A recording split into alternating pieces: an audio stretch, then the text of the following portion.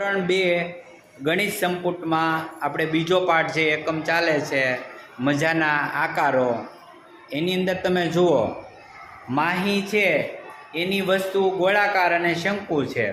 તો જે વસ્તુ ગોળાકાર અને શંકુ હોય તેમાં તમારે ટીક કરવાની છે, અને મમતાની જે વસ્તુ છે સમઘન અને લંબઘન, તો એ વસ્તુમાં તમારે ચોકડીની નિશાની કરવાની છે.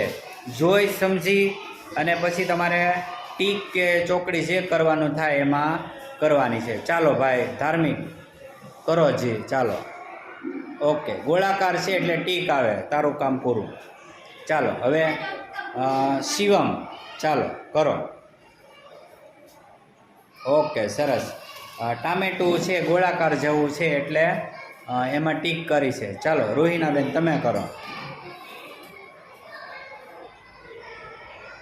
ઓકે, સરસ. સમઘન વસ્તુ છે એટલે ચોકડી કરી છે. ચાલો જીયાબેન તમે કરો. ઓકે, લંબઘન વસ્તુ છે તો એમાં ચોકડીની નિશાની કરી છે. ચાલો માનવ.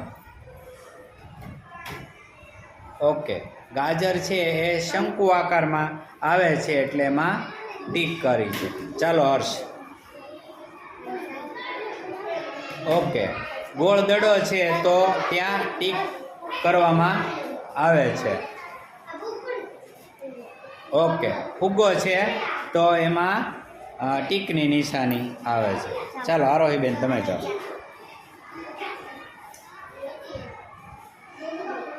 ઓકે, સમઘન છે તો એની અંદર ચોકડીની નિશાની કરવામાં આવે છે.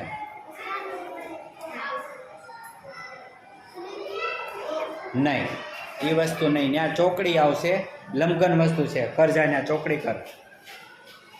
ઉતાવળ નહીં કરવાની, પહેલાં સમજવાનું. Okay good. ચાલો દેવાંશીબેન તમે જાઓ.